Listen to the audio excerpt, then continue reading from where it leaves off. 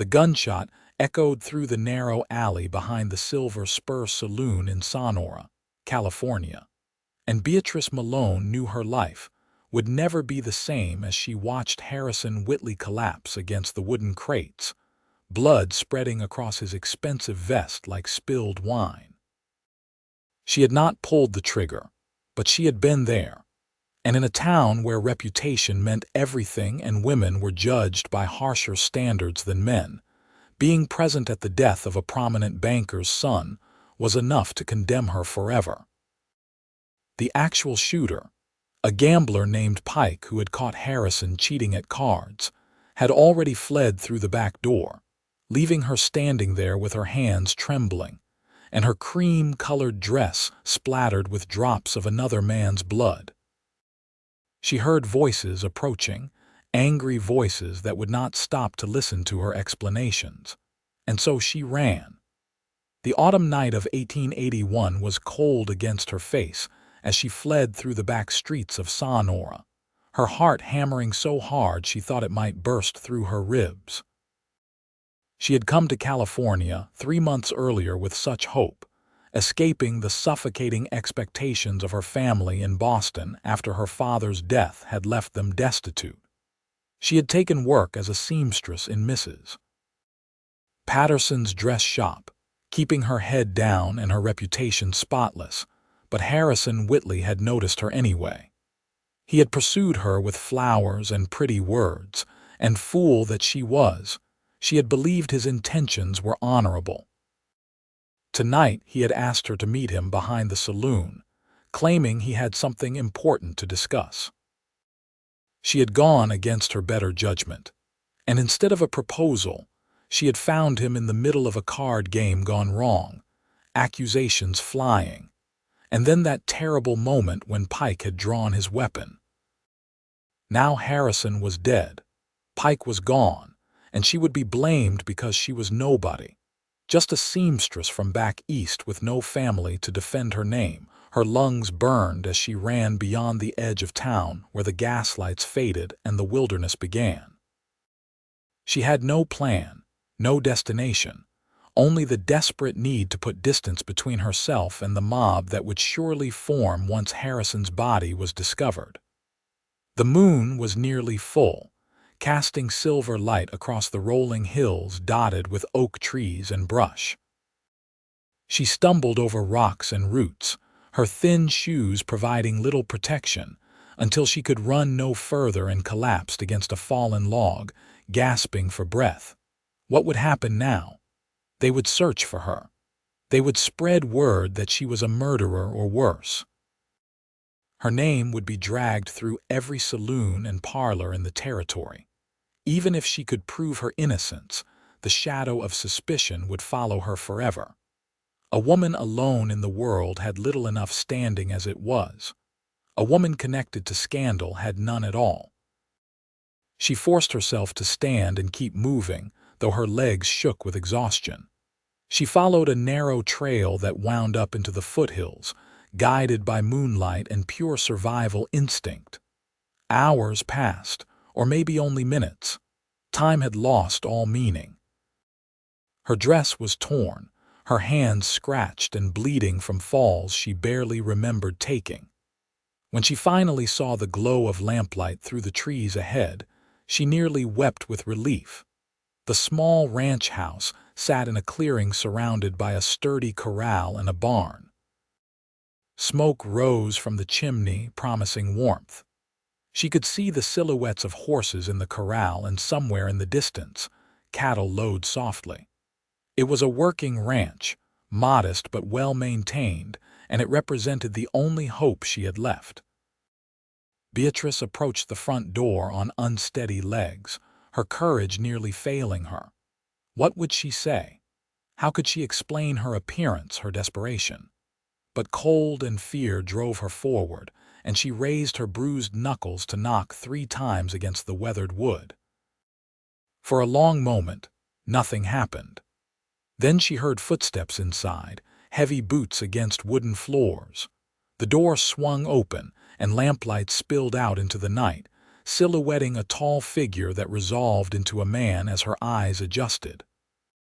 He was perhaps 26 or 27, with dark hair that fell past his collar and sharp features that might have been carved from the granite of the mountains themselves. His gray eyes assessed her with a mixture of surprise and concern, taking in her disheveled appearance, her torn dress, the wild look she knew must be in her eyes. He wore work clothes, a simple shirt and trousers, with suspenders hanging loose at his sides as though he had been preparing for bed. "Help me," she managed to whisper, and then her legs finally gave out and she collapsed forward. He caught her before she hit the ground, strong arms steadying her with surprising gentleness.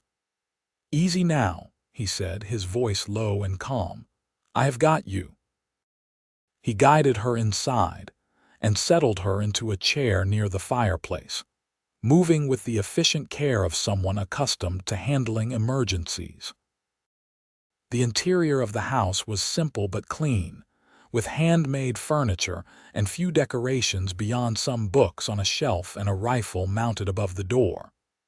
He brought her a cup of water, waiting patiently while she drank with shaking hands.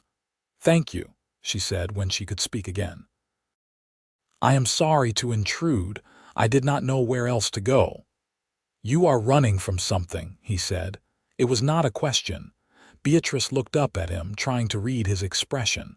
His face was guarded but not unkind.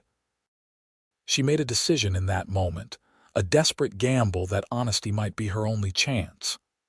"There was a shooting in Sonora. A man died. I did not kill him, but I was there, and they will blame me. I ran because I knew no one would believe me." He studied her for a long moment, those gray eyes seeming to see straight through to her soul. "What is your name?" "Beatrice Malone." "I am Seth Jacobson. This is my ranch." He pulled up another chair and sat down, leaning forward with his elbows on his knees. "Tell me what happened, all of it." So she did.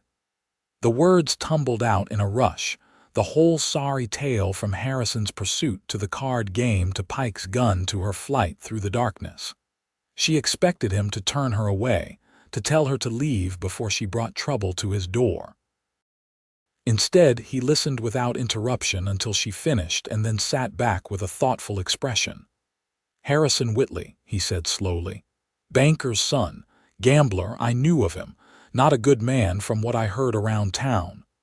That does not matter now. He is dead and I will be blamed." "Maybe, maybe not." Seth stood and walked to the window, looking out into the night. "If what you say is true, then Pike did the shooting. Others will have seen him there. The truth has a way of coming out. Not for someone like me. I have no family here, no standing. I am just a seamstress who was foolish enough to meet a man alone after dark. That is all anyone will see." He turned back to face her. "You can stay here tonight. Get some rest. In the morning, we will figure out what to do." The relief that flooded through her was so intense she felt dizzy. "You believe me?" "I do not make a habit of trusting strangers," he said quietly. "But I have seen my share of liars, and you are not one. Besides, if you had killed a man, I doubt you would have knocked politely on my door asking for help." Despite everything, Beatrice felt a small, exhausted smile tug at her lips. "Thank you, Mr. Jacobson. I promise I will not bring trouble to you." "Trouble has a way of finding us whether we invite it or not," he replied. "Come on. There is a small room in the back you can use. It is not much, but it is clean and the bed is comfortable." He led her through the house to a small bedroom that had clearly once been used for storage. There was indeed a bed, neatly made with a patchwork quilt, and a small dresser with a basin and pitcher for washing. She wanted to cry at the simple kindness of it. "There are some clothes in the dresser that might fit you," Seth said. "They belonged to my sister when she lived here. She married and moved to Sacramento last year. I kept meaning to give them away but never got around to it." "I could not possibly. You cannot wear that dress anymore, not in the state it is in." His tone was practical, not unkind. "Get some sleep, Miss Malone. Things will look different in the morning." After he left, closing the door softly behind him, Beatrice stood in the middle of the small room and finally allowed herself to shake apart. Silent tears streamed down her face as she stripped off her ruined dress and found a simple nightgown in the dresser. She washed as best she could with the cold water in the pitcher, scrubbing away the dirt and blood until her skin was raw. When she finally crawled into the bed, she expected her mind to race with worries and fears. Instead, exhaustion claimed her immediately, pulling her down into a dreamless sleep. She woke to the smell of coffee and bacon frying. Sunlight streamed through the small window, and for a moment she could not remember where she was. Then it all came rushing back, and she sat up with a gasp, her heart pounding. But she was still in Seth Jacobson's house. He had not turned her over to the law during the night. She was still safe, at least for now. She found clothes in the dresser as he had promised, simple cotton dresses that were practical and well made. His sister must have been about her size, perhaps a bit taller. She dressed quickly, braiding her long dark hair and pinning it up as best she could without a proper mirror. When she emerged from the bedroom, she found Seth at the stove, tending to breakfast with the ease of someone long accustomed to caring for himself. He glanced up as she entered, nodding toward the table. "Sit down. Food will be ready in a minute." The small kitchen table was already set with 2 plates and cups. She sat, feeling awkward and uncertain. "You did not have to do this. We both need to eat." He brought over the pan and divided the bacon and eggs between their plates, then poured coffee into both cups. It was strong and black and exactly what she needed. They ate in silence for a few minutes. The food was simple but good, and Beatrice realized she was ravenous. She could not remember the last time she had eaten, sometime before meeting Harrison last night. "I rode into town early this morning," Seth said finally. "Before dawn, wanted to hear what people were saying." Beatrice's fork froze halfway to her mouth. "And? Harrison Whitley is dead, shot by a gambler named Pike during a card game. Several people saw Pike do it. He fled and they are looking for him." He paused, his gray eyes meeting hers. "They are also looking for you. You are wanted for questioning. Some think you were working with Pike, that you lured Harrison out there." The food in her stomach turned to lead. "But that is not true. I know that. But right now, running makes you look guilty, and the longer you stay hidden, the worse it will get." She set down her fork, appetite gone. "What should I do?" "That depends on what you want. You could keep running, try to start over somewhere else under a new name. Or you could face this, tell your side of the story, and hope the truth is enough." "Hope is not much to build a future on," she said bitterly. "No, it is not." He took a drink of his coffee, considering. "But I have another idea. It is not perfect, but it might work." "What is it?" "We tell people you came here last night seeking work, that I hired you as a housekeeper, that you were never in town, never anywhere near that alley. You were here with me the whole evening." Beatrice stared at him. "You would lie for me. Why would you do that? You do not even know me."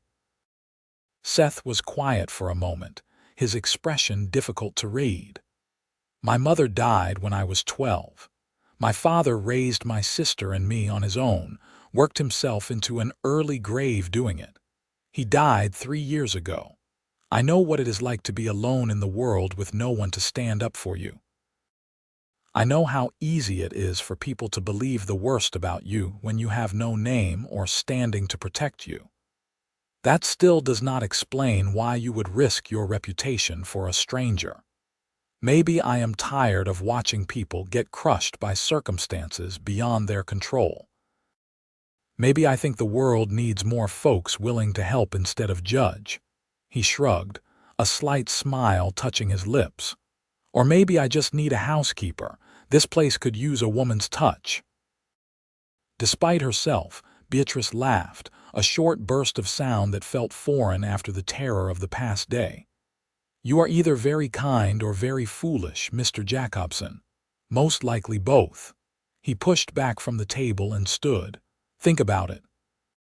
If you decide to stay, we will ride into town this afternoon. You will come with me openly, as my employee. We will tell them you arrived yesterday afternoon, before any of this happened. It is not much of an alibi, but combined with the fact that multiple people saw Pike shoot Harrison, it should be enough to clear you of suspicion. And if it is not, then we will figure something else out." His voice was firm, determined.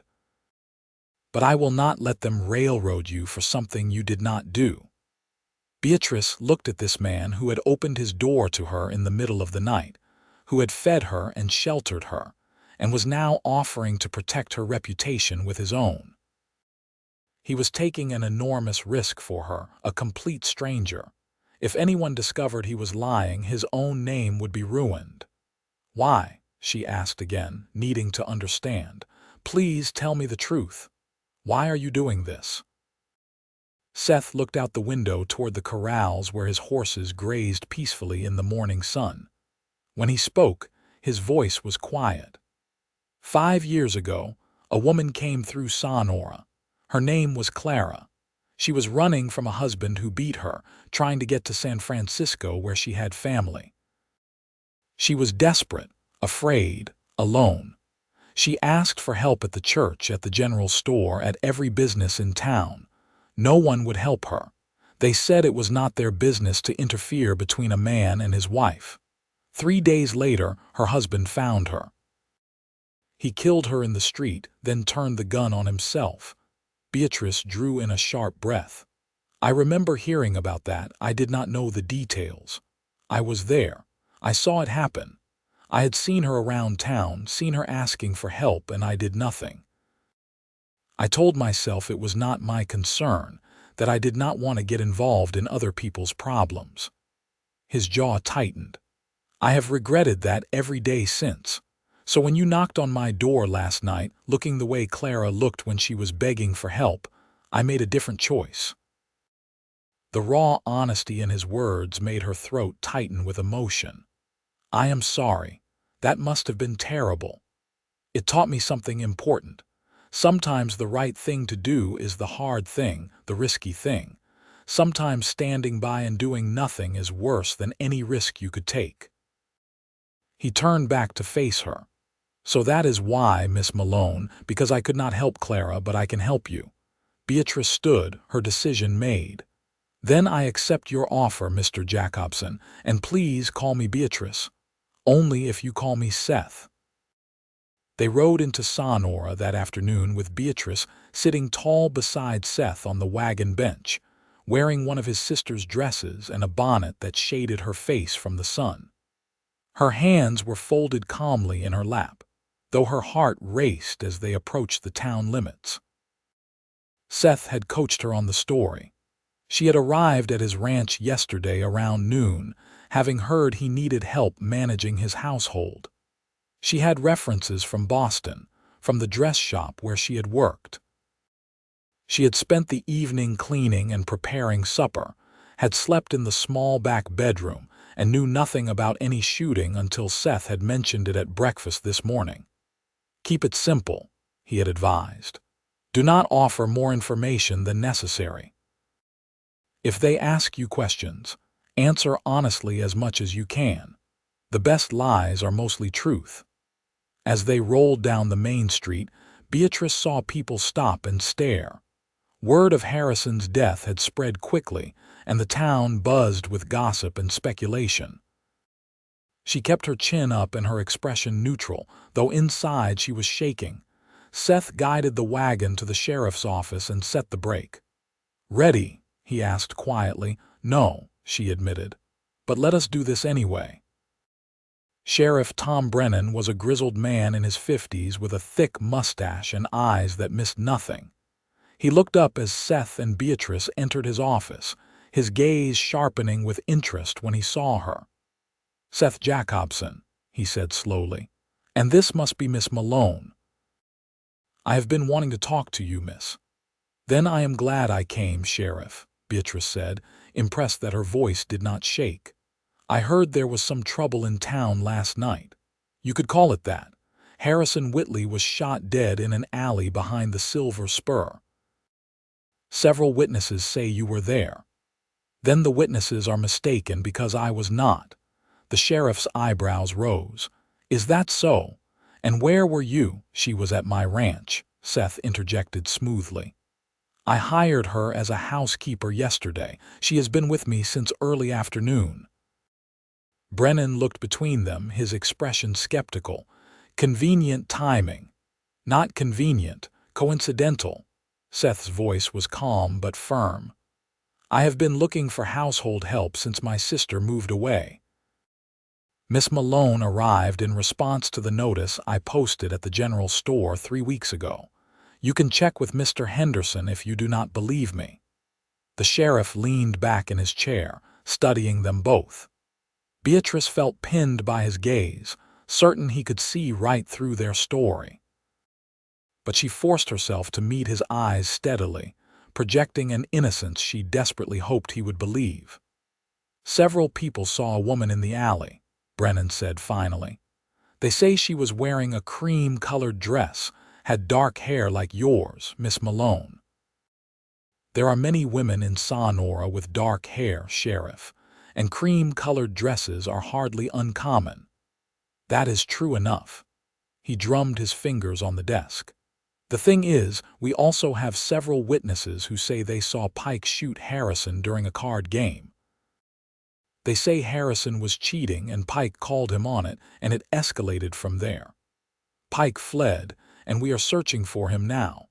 But some folks claim there was a woman involved, that she distracted Harrison or helped Pike somehow." "That woman was not me," Beatrice said firmly. "I do not even know Pike. I only met Mr. Whitley a handful of times at the dress shop where I used to work. He was a customer's son. I had no connection to him beyond that." The sheriff looked at Seth. "You willing to swear she was with you all evening?" "I am." "You understand that if you are lying, you will face charges for obstruction?" "I understand. And I am not lying." A long silence stretched out. Beatrice could hear her own heartbeat pounding in her ears, could feel sweat beating at the back of her neck despite the cool autumn air. Everything hinged on this moment, on whether this man believed them or not. Finally, Sheriff Brennan sighed and waved his hand dismissively. "All right. Get out of here. But Miss Malone, I suggest you stay close to town for the next few weeks, just in case we have more questions." "Of course, Sheriff. Thank you." They left the office with measured steps, not hurrying, not showing any sign of relief until they were back in the wagon and rolling away. Only then did Beatrice allow herself to sag against the seat, her whole body trembling with delayed reaction. "You did well," Seth said quietly. "That was not easy. I thought he was going to arrest me. So did I for a minute there. But the facts are on our side. Too many people saw Pike pull the trigger. They need someone to blame, but you are not the only option." He glanced at her with something like respect. "You are stronger than you look, Beatrice Malone." "I do not feel strong. I feel terrified. Courage is not the absence of fear. It is doing what needs to be done despite the fear." He turned the wagon down a side street, heading back toward the edge of town and the road to his ranch. "Come on. Let us go home before anyone else decides to ask questions." Home. The word resonated strangely in her chest. She had not had a place she could truly call home in years, not since her father died and everything fell apart. But as they left Sonora behind and headed into the foothills, she felt something in her begin to settle, some anxious part of her heart finding an unexpected peace. The next few weeks fell into a rhythm that felt both foreign and comforting. Beatrice threw herself into the work of running Seth's household, partly because she needed to justify the story they had told, and partly because staying busy kept her from dwelling on everything that had happened. She cleaned the house from top to bottom, organized the kitchen, mended Seth's clothes, and cooked meals that were substantial and nourishing. Seth worked the ranch from dawn to dusk, tending his cattle and horses, repairing fences, and managing the 100 small tasks that kept a working ranch running. He was a man of few words, but Beatrice found she appreciated his quiet presence. He did not pry into her past beyond what she had already told him, did not make her feel like a burden or an obligation. He simply accepted her presence as natural, as though it had always been meant to be this way. In the evenings, they would sit by the fire after supper, and Seth would read from his small collection of books while Beatrice worked on mending or knitting. Sometimes they talked, sharing stories of their pasts, their families, their dreams for the future. Beatrice learned that Seth had inherited the ranch from his father, that he had built it up from almost nothing through sheer hard work and determination. He learned that she had grown up in Boston society, that her father had been a businessman who lost everything in bad investments, that she had come west seeking a fresh start. "You ever regret it?" Seth asked one evening, his voice quiet in the firelit room. "Coming west, I mean. If you had stayed in Boston, you would not have ended up in this situation." Beatrice looked up from the shirt she was mending, considering the question.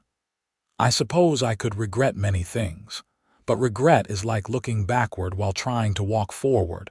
It does not get you anywhere useful." "That is a wise way of looking at it. My mother used to say that. She died when I was 16. She had a saying for everything." Beatrice smiled at the memory. "My father fell apart after she was gone. He could not seem to function without her. That was when the business started failing, when he started making poor decisions. I think he died of a broken heart as much as anything else." "That is why you never married. You were caring for him," she nodded. "By the time he passed, I was 23 and had no prospects. Our friends had abandoned us when the money dried up. I could have become a companion to some wealthy woman, spent my life in quiet servitude, or I could come west and try to make my own way. So I chose this. Even with everything that has happened, do you still think you made the right choice?" Beatrice set down her mending and met his gaze across the fire. "Yes, because if I had not come west, I would never have knocked on your door, and despite everything, that feels like the rightest thing I have ever done." Something shifted in the air between them, a subtle change like the first breath of wind before a storm. Seth held her gaze for a long moment, and Beatrice saw something in his gray eyes that made her heart skip, a warmth and a recognition that went beyond simple kindness. Then he looked away, breaking the moment. "I should check on the horses before bed," he said, standing abruptly. "Sleep well, Beatrice. Good night, Seth." After he left, she sat alone by the fire, her hands idle in her lap, and allowed herself to acknowledge what she had been trying to ignore for weeks. She was developing feelings for Seth Jacobson, feelings that went far beyond gratitude. She admired his quiet strength, his integrity, the gentle way he handled his animals, and the respect he showed her. He never made her feel less than equal, never treated her as a subordinate despite the fact that she was supposedly his employee. But she could not allow herself to act on these feelings. He had saved her reputation, given her shelter and protection. The last thing she wanted was to make him uncomfortable or burden him with unwanted affection. Besides, for all she knew, his kindness was simply that, kindness, with no deeper feeling behind it. She resolved to keep her emotions to herself, to focus on being the best housekeeper she could be, to earn her place here through work rather than presuming on his generosity any further. That resolution lasted until the afternoon 3 weeks later, when Seth came back from town with news that changed everything. He found her in the kitchen, preparing vegetables for supper. His expression was troubled, and Beatrice felt her stomach drop as she set down her knife. "What is it?" "What has happened?" "They caught Pike," Seth said without preamble. "He was arrested 2 days ago in Sacramento. The sheriff sent word. They are bringing him back for trial." Beatrice's hands began to shake. "That is good news, is it not? He can tell them the truth about what happened. Maybe. Or maybe he will try to spread the blame, claim you were involved to reduce his own sentence." Seth moved closer, his voice gentle but serious. "Beatrice, you need to understand that this is not over. Once Pike is here, once the trial starts, your name will come up again. People will talk. Your connection to Harrison will be examined. But we told them I was here with you that evening. And I will stick to that story, but it will be my word and it will be questioned, especially by Harrison's family. His father is a powerful man in this territory. He will want someone to pay for his son's death." The vegetables blurred as tears filled her eyes. "I thought we were past this. I thought I was safe." "You are safe as long as you are here." Seth reached out and gently took her hand, his calloused fingers warm and strong around hers. "I will not let anything happen to you, Beatrice. I promise you that." She looked up at him, seeing the determination in his face, the protective set of his jaw. And suddenly, the dam she had built around her feelings cracked wide open, and she could not hold back the words that rose to her lips. "Why do you care so much? It cannot just be about Clara anymore. It cannot just be guilt over something that happened years ago. Tell me the truth, Seth. Why are you protecting me?" For a moment he did not answer, and she thought he would deflect, change the subject, retreat behind his usual quiet reserve. But instead he stepped closer, still holding her hand, his gray eyes searching her face. "Because somewhere between that first night when you knocked on my door and now, you became more to me than just someone who needed help. Because I look forward to coming inside at the end of the day and finding you here. Because this house has not felt like a home in years, not since my mother died, and now it does. Because when I think about the future, I cannot imagine it without you in it." He paused, his voice dropping to barely more than a whisper. "Because I am falling in love with you, Beatrice, and I do not know how to stop even if I wanted to." The words hung in the air between them, raw and honest and more than she had dared hope for. Beatrice felt her heart expand in her chest, felt warmth flood through her entire body.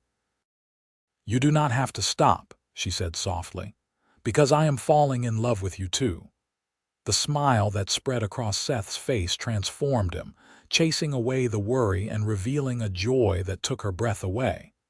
He raised his free hand to cup her cheek, his touch infinitely gentle. "I should not have said anything. This complicates things. Everything has been complicated from the moment I knocked on your door. At least now it is complicated in a good way." He laughed, a sound she rarely heard from him, and it was beautiful. "May I kiss you? I wish you would." He leaned down slowly, giving her every chance to pull away, but she did not want to. When his lips met hers, it was gentle at first, tentative, a question rather than a demand. She answered by rising on her toes and wrapping her arms around his neck, and the kiss deepened into something that spoke of longing and promise and hope for the future. When they finally pulled apart, both breathing hard, Seth rested his forehead against hers. "I have been wanting to do that for weeks. Why did you wait so long?" "Because I did not want you to feel obligated. You came here seeking help, not romance. I did not want to take advantage. You could never do that." She pulled back just enough to look into his eyes. "Seth, whatever happens with the trial, whatever comes next, I want you to know that being here with you has been the happiest I have been in years. You did not just give me shelter.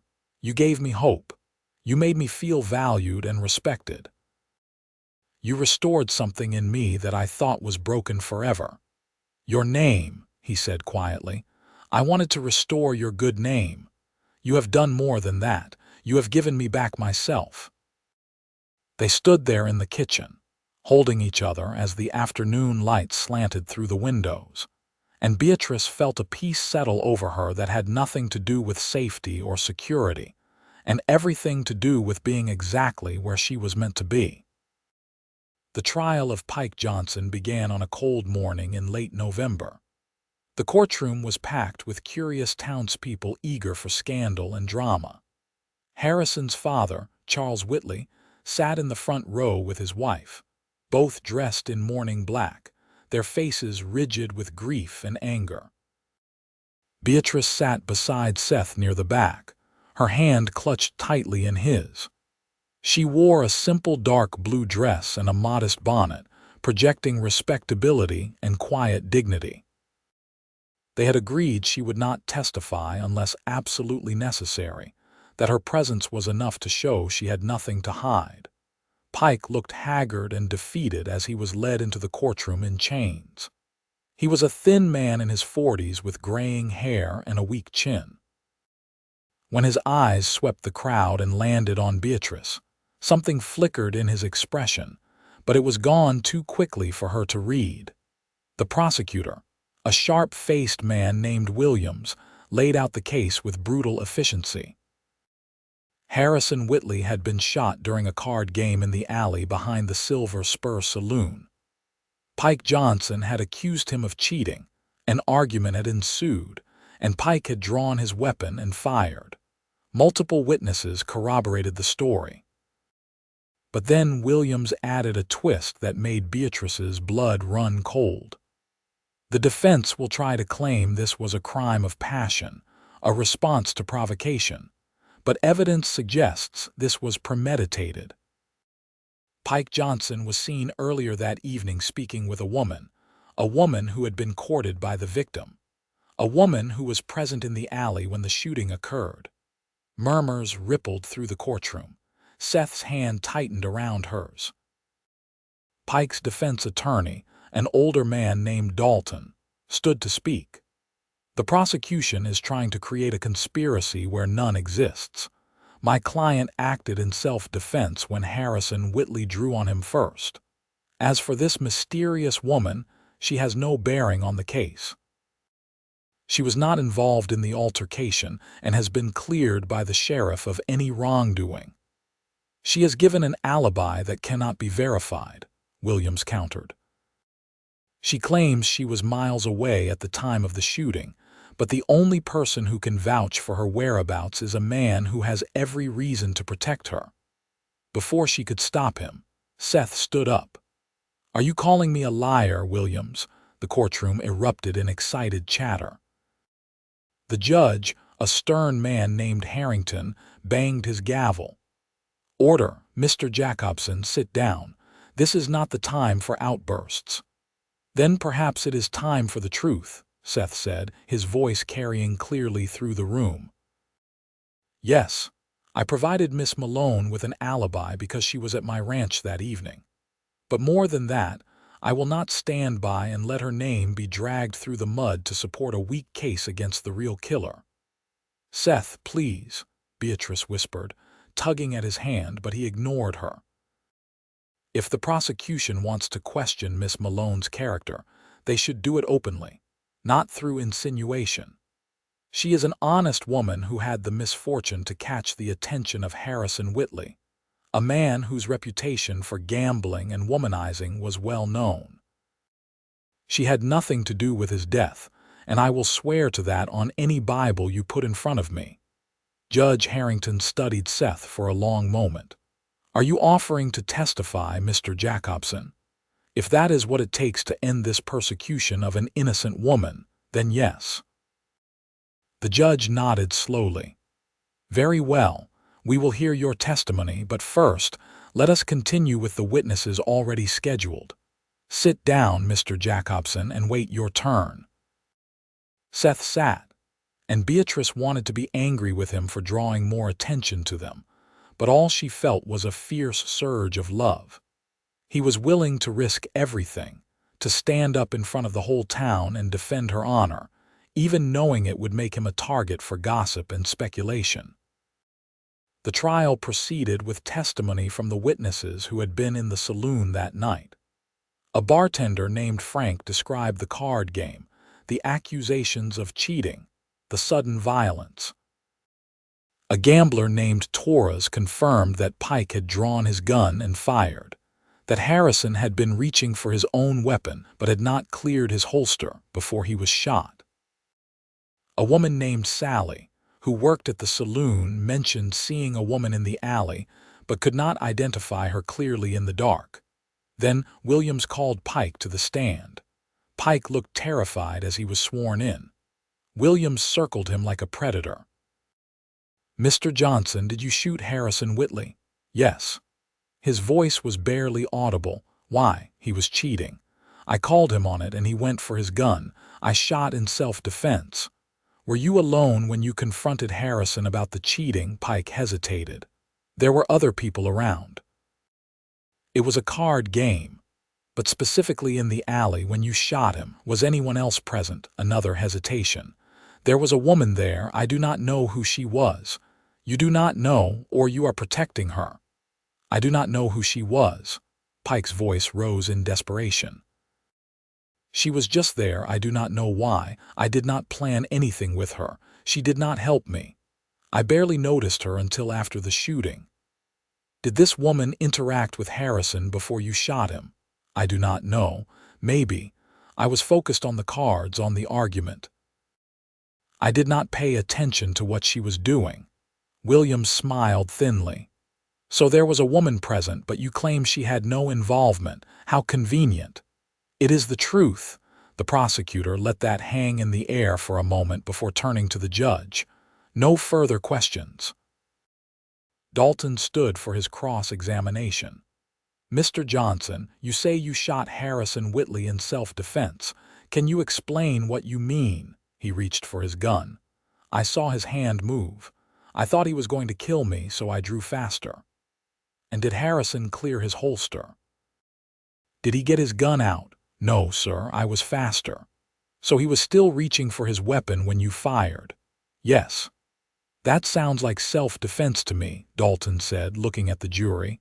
"A man defends himself when someone else reaches for a gun.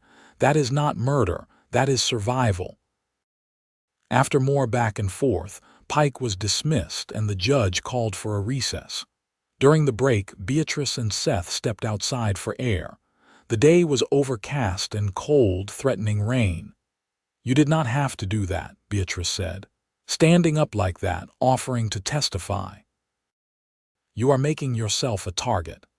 I do not care what people think of me, I care about you." He turned to face her, his expression fierce. "I will not let them destroy you to make their case easier. You did nothing wrong, and I will make sure everyone knows that. What if they do not believe you? What if this makes things worse? Then we will face it together." He took both her hands in his. "Beatrice, I meant what I said the other day. I love you. I want a future with you. I want to marry you if you will have me." She stared at him, shock stealing her words. "Seth, you cannot propose to me in the middle of a murder trial." "Why not? Seems like as good a time as any to make my intentions clear." A slight smile tugged at his lips. "Besides, if we are married, it will be even harder for them to question your character. A married woman with a respectable husband has more standing than a single woman working as a housekeeper. That is a terrible reason to get married." "You are right. So forget the practical reasons. Marry me because I love you and you love me. Marry me because we make each other better. Marry me because when I wake up in the morning, the first thing I want is to see your face. Marry me because this whole situation has made me realize that life is too short to waste time being cautious when you have found the person you are meant to be with." Tears streamed down Beatrice's face, but they were good tears, joyful tears. "Yes, yes, I will marry you." He pulled her into his arms right there in front of the courthouse, kissing her with a passion that made her forget where they were. Forget the trial. Forget everything but the feeling of being loved and cherished. When they finally broke apart, She saw several people watching them from the courthouse steps, including Sheriff Brennan. The older man had an expression on his face that might have been approval or might have been resignation. "Jacobson," he called, "you two done making a spectacle. Because the judge wants you inside. You are going to testify." Seth kept his arm around Beatrice's waist as they walked back inside. She could feel the stares, hear the whispers, but she held her head high. Let them talk. She had nothing to be ashamed of. Seth took the stand with the same quiet confidence he brought to everything he did. Williams approached him with barely concealed hostility. "Mr. Jacobson, you claim Miss Malone was at your ranch on the evening of the shooting." "I do not claim it. It is a fact." "And you are certain of the timing? You are certain she was there during the hours when Harrison Whitley was killed?" "Completely certain. She arrived in the early afternoon and stayed through the evening. We had supper together. She did not leave the ranch." "How convenient that you, a bachelor living alone, suddenly hired a housekeeper on the very day a woman he was courting was shot." Harrison Whitley was not courting Miss Malone. He pursued her against her better judgment, but she gave him no encouragement beyond common politeness. "You seem to know a great deal about her relationship with the deceased for a woman you claim to have only just met." "I know what she told me, and I believe her. Unlike some people, I do not assume the worst about others without cause." Williams's eyes narrowed. "Is it true that you and Miss Malone are engaged to be married?" A ripple of surprise went through the courtroom. Seth met the prosecutor's gaze steadily. "As of about 10 minutes ago, yes. I asked and she accepted." "How romantic." A whirlwind courtship between a rancher and a woman fleeing a murder scene. One might almost think the engagement is designed to prevent her from having to testify against you, or vice versa.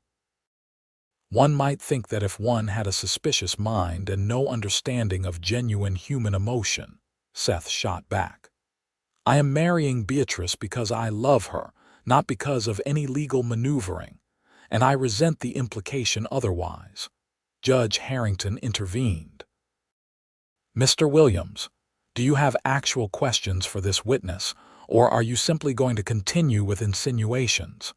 Williams took a breath, visibly reining in his temper. "Mr. Jacobson, did you see Miss Malone at any time on the evening before she appeared at your ranch? Did you encounter her in town, perhaps arrange to meet her?"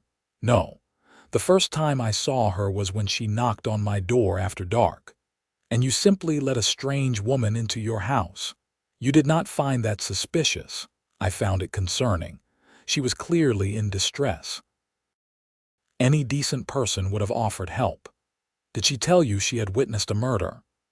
"She told me there had been a shooting and that she feared she would be blamed because she had been in the wrong place at the wrong time," which, it turns out, was exactly correct.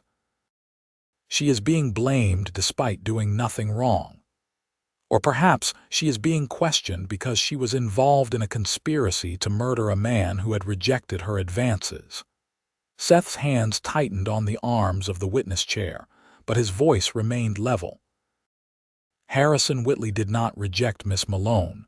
If anything, it was the opposite. She had no reason to want him dead. Your entire theory is based on speculation and prejudice." Williams opened his mouth to respond, but Judge Harrington cut him off. "That is enough. Mr. Williams, unless you have concrete evidence linking Miss Malone to the shooting, I suggest you focus on the man who actually pulled the trigger. Mr. Jacobson, you are dismissed." Seth stood and walked back to his seat beside Beatrice. She gripped his hand tightly, drawing strength from his presence. The trial continued for another day with more testimony and arguments from both sides. But the conclusion was never really in doubt. Too many witnesses had seen Pike shoot Harrison. The evidence of self-defense was thin at best, and the jury took less than 2 hours to return a guilty verdict. Pike was sentenced to 15 years in the territorial prison. As he was led away, he looked one more time at Beatrice, and she saw in his eyes not anger or accusation, but a kind of weary apology. He had not meant to drag her into this. He had just been a desperate man who made a terrible choice, and they had both paid the price for it. Outside the courthouse after the verdict, Charles Whitley approached them.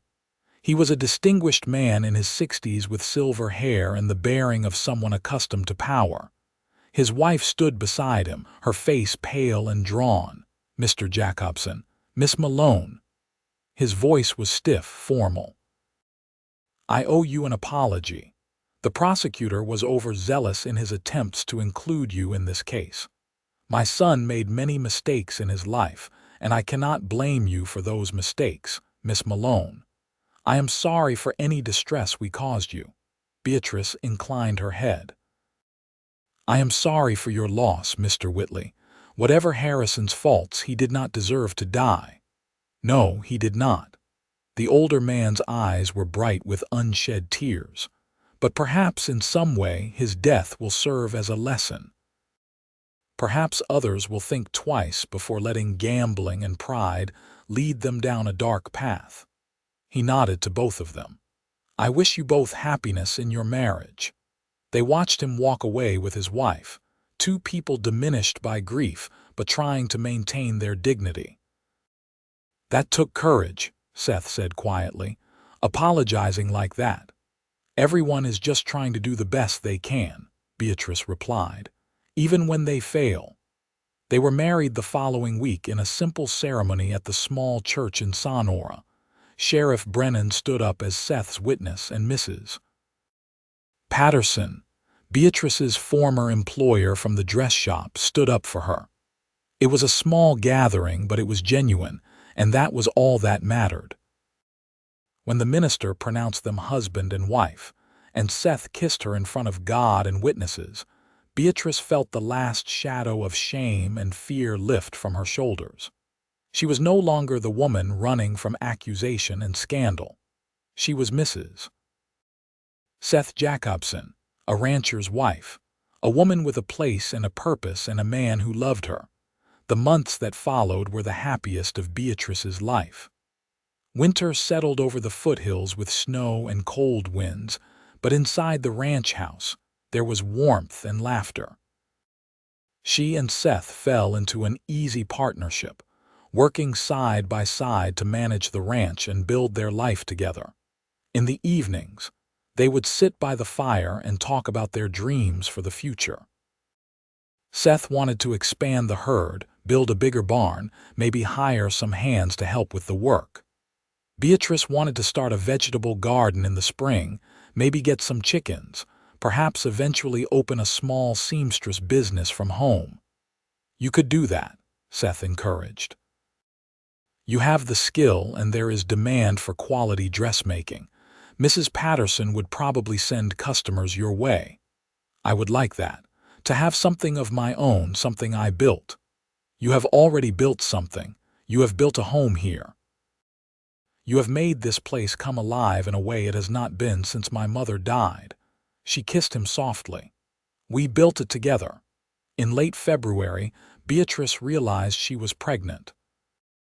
She told Seth one evening after supper, nervous about his reaction, but he swept her up in his arms with a whoop of joy that made her laugh. "A baby," he said wonderingly. "We are going to have a baby. Are you happy?" "Happy, Beatrice. I am over the moon." He set her down carefully, suddenly worried. "Are you feeling all right? Do you need to sit down? Should you be doing less work?" "I am fine, Seth. Women have been having babies since the beginning of time. I am not made of glass." But he insisted on taking over the heavier chores, treating her like she was precious and fragile, and while it exasperated her sometimes, she also found it endearing. He loved her, and he loved the child they had created together. Their son was born on a warm day in October 1882. Exactly 1 year after the night Beatrice had knocked on Seth's door. The labor was long and difficult, but when the midwife finally placed the tiny, squalling infant in her arms, Beatrice felt a love so fierce and overwhelming that it brought tears to her eyes. "He is perfect," Seth whispered, looking down at them both with an expression of awe. "You are both perfect." They named him Samuel, after Seth's father, with the middle name of James. Samuel James Jacobson came into the world with a full head of dark hair and his father's gray eyes, and from the first moment, he had both his parents completely wrapped around his tiny fingers. The years rolled by in a blur of hard work and happiness. The ranch prospered under Seth's careful management and Beatrice's organizational skills. They hired 2 ranch hands to help with the cattle, and Beatrice did indeed start a small seamstress business from home, creating beautiful dresses for the ladies of Sonora and the surrounding areas. Samuel grew into a bright, curious boy who loved helping his father with the horses and listening to his mother's stories. When he was 3, Beatrice gave birth to a daughter they named Sarah, and 2 years after that, another son named Joseph. The house that had once been so quiet and lonely now rang with children's laughter and the chaos of family life. Beatrice's past faded into distant memory, becoming just another chapter in the story of her life rather than the defining moment. Oh, there were still occasional whispers, people who remembered the scandal and the trial. But they were drowned out by the overwhelming evidence of the life she and Seth had built, the respectability they had earned through years of hard work and integrity. One evening when Samuel was 7, Sarah was 4, and Joseph was 2, the whole family sat on the porch watching the sunset paint the sky in shades of orange and gold. The children were playing in the yard while Seth and Beatrice rocked side by side, his hand holding hers. "Do you ever think about that night?" Seth asked quietly. "The night you knocked on my door." "Sometimes," Beatrice admitted. "It feels like another lifetime, like it happened to a different person." "In a way it did. We are not the same people we were then." "No, we are not. We are better." She looked at him, this man who had given her everything, who had stood by her when the world seemed determined to crush her. "You saved me, Seth, not just from the accusations and the scandal, but from a life of loneliness and fear. You gave me hope when I had none." "You saved me too," he said. "This ranch was just a place I worked. You made it a home. You gave me a family, a purpose beyond just surviving day to day. You brought love back into my life." They sat in comfortable silence, watching their children play as the last light faded from the sky. Joseph toddled over and climbed into Beatrice's lap, his chubby arms wrapping around her neck. Sarah was teaching Samuel some elaborate game that involved jumping over rocks, their voices bright with laughter. "Tell me the story again, Mama," Joseph demanded, his words still baby-soft and unclear. "About when you met Papa." Beatrice and Seth exchanged a glance, sharing a smile. Over the years, they had crafted a version of their meeting that was suitable for children, one that emphasized the romance and the helping without going into the darker details. "Well," Beatrice began, "it was a cold night and I was lost in the hills. I had been traveling, looking for work, and I got turned around in the dark. I was scared and tired when I finally saw a light through the trees. It was your father's house, and when I knocked on the door, he opened it and invited me inside." "And then what?" Joseph asked, even though he had heard the story dozens of times. "And then he gave me food and a warm place to sleep. And the next day he asked me to stay and help him run the ranch. And we worked together and we became friends and then we fell in love and then we got married. And then you had me," Samuel called from the yard. "Yes, and then we had you and then Sarah and then Joseph, and we all lived happily together." "Happily ever after?" Joseph asked. "Happily ever after," Beatrice confirmed, kissing the top of his head. As the stars began to appear in the darkening sky, Seth called the children inside for bed. There was the usual protest and negotiation, but eventually all three were tucked in, prayers said, kisses distributed. Beatrice lingered in each doorway, watching them sleep. These beautiful children she had been blessed with. These tangible proofs of the life she and Seth had created together. When she finally made it back to the kitchen, Seth had put on coffee and was sitting at the table with a thoughtful expression. She poured them both a cup and sat down across from him. "What are you thinking about?" she asked. "About how lucky I am. About how one decision, one choice to open my door and help a stranger, changed my entire life for the better. It changed mine too. If you had turned me away that night, I do not know what would have happened to me. I would never have turned you away. From the moment I saw you standing there, something in me recognized something in you, like our souls had been waiting to find each other." "That is very poetic for a cowboy," she teased gently. He laughed. "You bring out the poet in me, I suppose." Then his expression grew more serious. "Beatrice, I want you to know something. What we told people about how we met, the story we created, it stopped being a lie a long time ago." "What do you mean?" "I mean that the truth of how we met is not about the shooting or the scandal or the fear.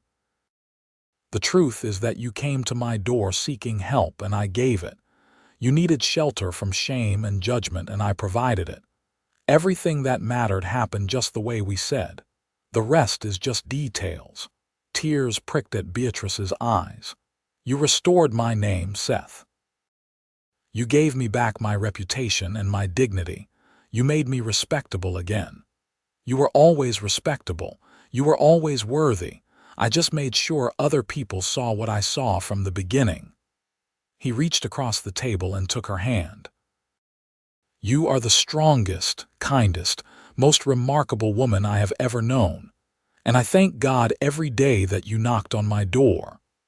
I thank God every day that you answered it." They sat there in the lamplight, holding hands across the kitchen table, and Beatrice marveled at the journey that had brought her here. From that terrified woman fleeing through the dark to this, a wife and mother with a home and a family, and a man who loved her unconditionally. The years continued to pass with the changing seasons. Samuel grew tall and strong, following in his father's footsteps with the ranch. Sarah inherited her mother's skill with a needle and her father's business sense. And by the time she was 12, she was helping Beatrice with the sewing business and managing the household accounts. Joseph turned out to have a gift with animals, able to calm the most skittish horse or coax milk from a stubborn cow with nothing more than patience and a gentle voice. In 1892, when Samuel was 10, Beatrice gave birth to their fourth and final child, a daughter they named Rose. She came into the world during a spring thunderstorm, arriving so fast there was barely time to fetch the midwife. Seth delivered her himself with Beatrice coaching him through it, and the bond between them was strengthened even further by that shared experience. The ranch continued to prosper. Seth's reputation as an honest man and fair dealer meant he had more business than he could handle. They expanded the house, adding rooms for the growing children and a proper workshop for Beatrice's sewing. They built a new barn and hired more hands. They became pillars of the community, people others looked to for advice and leadership. Beatrice never forgot where she had come from, the desperate circumstances that had brought her to Seth's door. She made it a point to help other women in difficult situations, offering work or shelter or simply a listening ear without judgment. Several young women found employment at the ranch over the years, women who had nowhere else to go, and Beatrice took pride in helping them get back on their feet. "You are doing for them what I did for you," Seth observed one day after they had taken in a young woman who had fled an abusive marriage. "I am doing what we did for each other," Beatrice corrected. "Giving someone a chance to start over, offering hope when the world seems dark." Seth's father had built the ranch, but it was Seth and Beatrice together who made it legendary. Their door was always open, their table always had room for one more, and their compassion was as boundless as the California sky above them. When Samuel turned 18 in 1900, he married a sweet girl named Emma from a neighboring ranch, and they built a house on the far corner of Seth and Beatrice's land. Sarah married at 19 to a teacher from town, a scholarly young man named David who adored her fierce intelligence. They moved to Sacramento where David taught at a school, but they visited often, and Sarah continued to manage the business side of Beatrice's sewing work. Joseph showed no interest in marriage, content to work the ranch alongside his father and take care of his animals. Rose grew into a beautiful, spirited young woman with her mother's determination and her father's steady strength. Seth's hair turned silver, and lines deepened around his eyes, but to Beatrice, he was as handsome as the day she had first seen him silhouetted in the doorway. Her own hair developed streaks of gray, and her hands bore the marks of years of hard work, but Seth told her often that she grew more beautiful with every passing year. They celebrated their 20th anniversary in 1902 with a party that filled the ranch house to bursting. Their children and grandchildren, their ranch hands and neighbors, the whole community came together to celebrate the marriage that had begun in such unlikely circumstances and had flourished into a love story for the ages. Late in the evening, after the guests had gone home and the children had taken the grandchildren to bed, Seth and Beatrice walked out to the porch and sat in their rocking chairs, the same chairs they had occupied on countless evenings over the years. 20 years, Beatrice mused. Sometimes it feels like yesterday, and sometimes it feels like we have always been together. I prefer to think we have always been together. We just did not know it until that night you knocked on my door. She laughed softly. Do you remember how terrified I was? I remember thinking you were the bravest person I had ever met. Running through the night, facing your fears, knocking on a stranger's door and asking for help. That takes a special kind of courage. I was desperate, not brave. You were both, and you still are. He took her hand, his calloused fingers still fitting perfectly with hers after all these years. You know what I think about sometimes? I think about all the little choices that had to happen for us to find each other. If Harrison had not pursued you, if Pike had not been in that card game, if you had chosen a different direction to run, if I had been asleep and did not hear your knock, so many things that could have gone differently and we would never have met. Fate, Beatrice said simply. We were meant to find each other. I believe that. I believe you were always meant to knock on my door, and I was always meant to open it and invite you in. Everything else was just the universe arranging the pieces to make it happen. They sat in comfortable silence, watching the stars wheel overhead, listening to the night sounds of the ranch they had built together. Somewhere in the darkness, a coyote called, and one of the horses whickered in response. The wind carried the scent of growing things, of earth and grass and the promise of another season. Seth, Beatrice said softly. Yes, my love, thank you for everything. For believing in me when no one else did, for standing up for me, for loving me. For giving me this life, this family, this home. He brought her hand to his lips and kissed it gently. Thank you for trusting me enough to knock on my door. Thank you for staying. Thank you for loving me back. Thank you for every day we have had together and every day we will have. As they sat there under the stars, Beatrice thought about the woman she had been 20 years ago, desperate and afraid, with her reputation in tatters and her future uncertain. She thought about the man who had opened his door to her without hesitation, who had risked his own good name to protect hers, who had stood by her through scandal and trial, and ultimately given her a life beyond anything she could have imagined. She had knocked seeking shelter from shame, and he had given her so much more than shelter. He had given her love, respect, partnership, family. He had restored her name, not by hiding the truth, but by showing the world through his actions that she was worthy of honor and trust. He had proven that the circumstances that brought them together mattered less than what they built in the aftermath. The story of how they met had become legend in Sonora and the surrounding territory. People told it as a romance, glossing over the harder details, focusing on the cowboy who gave refuge to a woman in need and ended up finding love. And that was fine with Beatrice. Let them have their fairy tale. The truth was more complicated, as truth always is, but the essence of the story remained accurate. She had been lost, and he had helped her find her way. She had been broken, and he had helped her heal. She had been shamed, and he had restored her dignity. And in doing so, he had given her the greatest gift of all, the chance to be herself, fully and completely, without fear or pretense. That was love. Not the easy kind portrayed in stories, where everything is smooth and simple, but the real kind, the hard kind, the kind that required courage and faith and commitment, the kind that weathered storms and grew stronger in the breaking, the kind that transformed two separate individuals into something greater together than they ever could have been apart. As the night deepened and the moon rose high above the mountains, Seth and Beatrice finally stood to go inside. But before they did, he pulled her close and kissed her, a kiss that held 20 years of love and devotion and partnership, a kiss that promised 20 more years if they were blessed, a kiss that said everything words could not.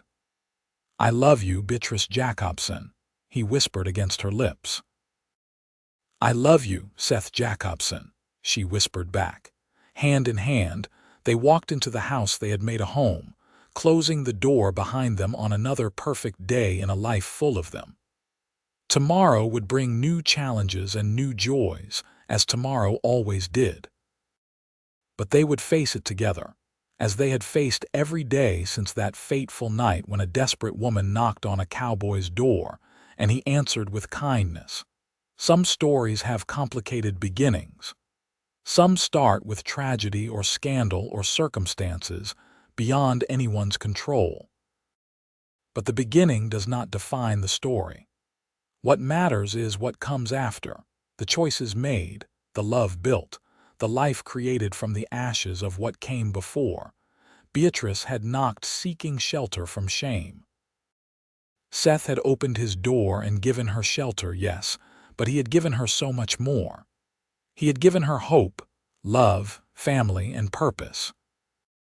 He had restored her name forever, not through any grand gesture or public proclamation, but through the simple, daily acts of loving her, respecting her, and standing by her side. And in the end, that was the truest kind of restoration there was. Not a momentary clearing of charges or a verdict of innocence, but a lifetime of proof that she was worthy of love, respect, and honor. A lifetime of building something beautiful together. A lifetime of being cherished for exactly who she was. Years later, when their grandchildren would ask about how they met, Beatrice would tell them the simple version, the story of a woman seeking help and a man generous enough to give it. But sometimes, when she and Seth were alone in the quiet of evening, they would remember the whole truth, all the complicated, messy, beautiful details of how they found each other. And they would smile, holding hands across the years, grateful for every moment that had brought them together and every moment they had shared since. Because some knock on a door seeking shelter, but end up finding home. And some open a door intending only to help, but end up finding love. That was their story. That was their truth. And it was perfect, exactly as it was meant to be.